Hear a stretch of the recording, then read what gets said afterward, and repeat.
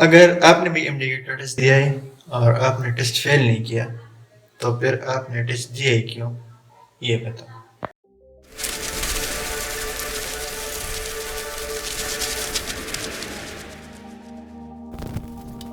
I failed MDK 3 times.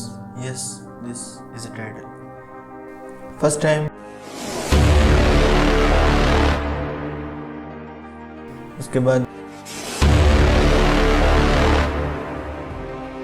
और अब की बार।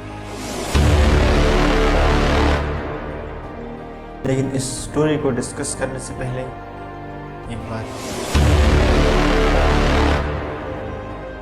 वो बात ये है कि क्या ये फेलियर सच में एक फेलियर है। अगर मैं आपसे कहूँ कि मेरा लास्ट टाइम एमडीकेट में नेशन वाइड पोजीशन 30,000 था, अब अगर 30,000 स्टूडेंट मुझसे आगे हैं तो मैं फेल हूँ, लेकिन अगर 1,70,000 स्टूडेंट से मैं आगे हूँ तो मैं कैसे फेल हूँ, ये आप हमें बताइए कमेंट सेक्शन में। अब हम आते हैं मुद्दे की बात पे। तो ये अभी तक आपने जितनी भी क्लिप्स देखे हमने रिकॉर्ड किए अपने घर में, लेकिन अभी हम जा रहे हैं पेशावर क्योंकि कल से हमारे क्लासेस स्टार्ट हो रहे हैं। तो इस स्टोरी को हम कंटिन्यू करेंगे पेशावर में।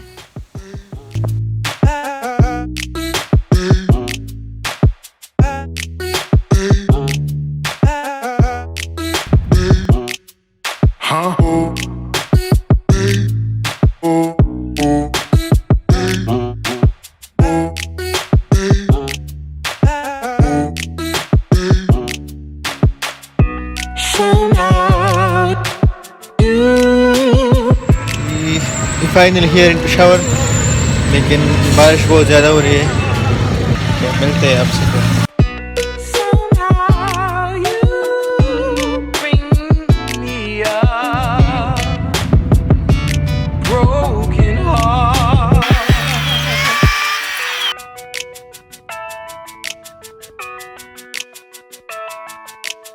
– 2019 में मैंने एफएससी का एग्ज़ाम पास किया, अच्छे मार्क्स थे मेरे 85%। अब ये अलग बात है कि 2021 में लोग 100% मार्क्स ले रहे हैं। नताइज के मुताबिक क्लास 12 की तालिबा ने 1100 में से 1100 नंबर हासिल करके नया रिकॉर्ड कायम कर दिया है। लेकिन खैर एग्ज़ाम मैंने दे दिया और एंट्री टेस्ट की तैयारी के लिए मेरे पास सिर्फ 2 महीने थे और मैंने अकेडमी ज्वाइन कर लिया। अकेडमी ज्वाइन करके मुझे ये पता चल गया कि पिछले 2 साल में हमने एंट्री टेस्ट के लिए कुछ भी नहीं पढ़ा। हमने तो बस ये पढ़ा था कि रट्टा कैसे लगाना है, पेपर की प्रेजेंटेशन कैसे करनी है और मार्क्स कैसे लेने। लेकिन खैर ये 2 महीने गुजर भी गए। 25 अगस्त 2019 को मैंने टेस्ट दे दिया और उसके बिल्कुल एक दिन बाद रिज़ल्ट आ गया और मेरे 50% मार्क्स भी नहीं आए मेरे।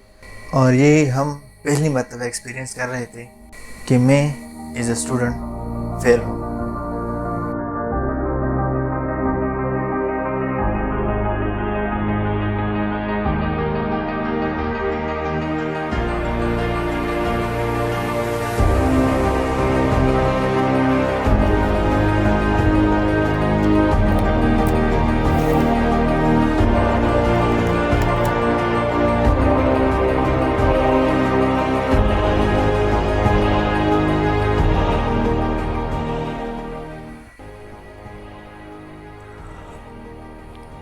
अब ये तो हमने आपको पहले ही बता दिया था कि अगर आपने टेस्ट दिया और फेल नहीं किया तो फिर आपने टेस्ट दिया ही क्यों।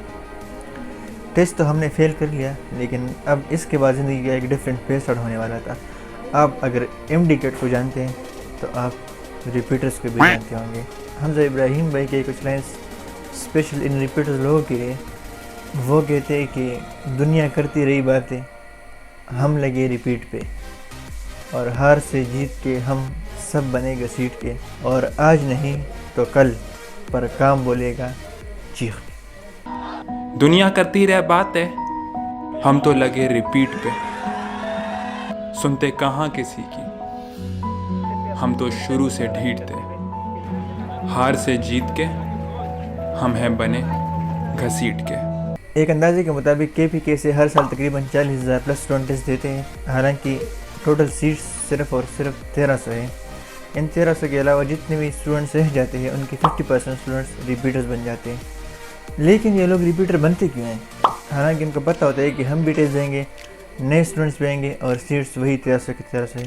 तो मेरे ख्याल में इसका सिर्फ एक ही रीज़न है, और वो रीज़न ये है कि इन लोगों को अपना गोल क्लियर होता है। इनको पता होता है कि हमारा सिर्फ 10 महीने या 1 साल का मेहनत है, और उसके बाद जैसे और लोगों ने टेस्ट पास कर दिया वैसे हम भी डॉक्टर बन जाएंगे, लेकिन ऐसा होता नहीं है।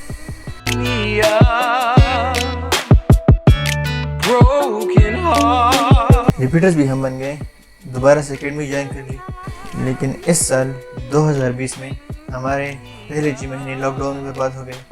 लॉकडाउन के बाद 3 महीने टेस्ट के लिए स्टडी किए। 29 नवंबर 2020 को टेस्ट दे दिया। टेस्ट तो हमने पास कर लिया 149 मार्क्स, लेकिन जहाँ पे कंपटीशन होता है वहाँ से आपका भाई अब भी मीलों दूर था। And this was the second failure I was experience.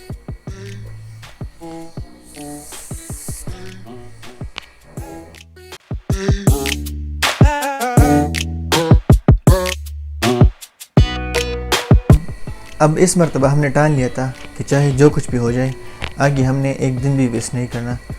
आप अगर मेरे YouTube की वीडियोस देखते तो आपको पता होगा कि मैंने इंस्टीट्यूट ऑफ पैरामेडिकल साइंसेज हेबर मेडिकल यूनिवर्सिटी में एडमिशन ले लिया है। अब यहाँ पे जैसे मेरा एक सेमेस्टर ख़त्म हो गया और दूसरा स्टार्ट हो गया, तो फिर से MD-CAT के चर्चे शुरू होने लग गए।